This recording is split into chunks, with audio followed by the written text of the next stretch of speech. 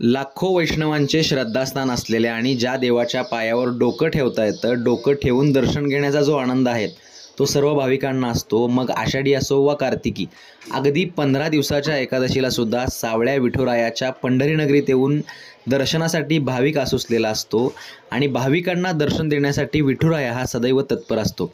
मात्र या विठुरायाच्या दर्शनासाठी पंढरपूर येथील श्री विठ्ठल रुक्मिणी मंदिर समितीने वयस्कर तसेच अपंग असलेले, ज्यांना पायाने नीट चालता येत नाही, परंतु अशा परिस्थितीतही विठुरायाचे दर्शन घेण्यासाठी आसुसलेल्या भाविकांसाठी मंदिर समितीने विशेष सोय केली आहे. या सोयीचा लाभ अनेक भाविक घेतात. अक्षरशः जीवन कृतार्थ झालं अशी भावना या भाविकांची असते.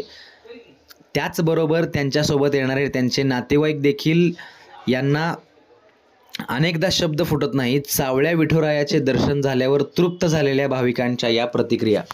शिवयोगी गुरुवैया हिरेमाटे, राहणार औरणा, तालुका गडहिंग्लज, जिल्हा कोल्हापूर.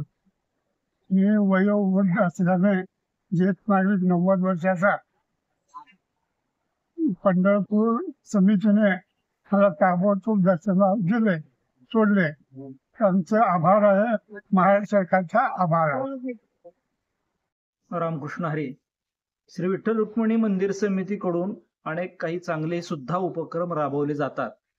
यामध्येच जे काही ज्येष्ठ म्हणजे ज्यांना पायाने व्यवस्थित चालता येत नाही किंवा मोठ्या शस्त्रक्रिया झालेल्या आहेत, अशा दर्शनाला आलेल्या भाविकांना वेगळ्या रांगेतून दर्शनाला सोडण्याची या ठिकाणी व्यवस्था उपलब्ध आहे. मात्र त्याचबरोबर परिस्थिती अशी आहे की जे काही त्या ठिकाणी असणारे कर्मचारी आहेत बहुतांश, त्यांना या गोष्टीची कल्पना नाही. त्याचबरोबर बहुतांश भाविकांना सुद्धा अशा पद्धतीनं वयस्कर आणि ज्यांना चालता येत नाही अशा भाविकांना सोडण्याची व्यवस्था याची कल्पना नसल्यामुळं या चांगल्या निर्णयाचा बरेचसे भाविक फायदा घेऊ शकत नाहीत.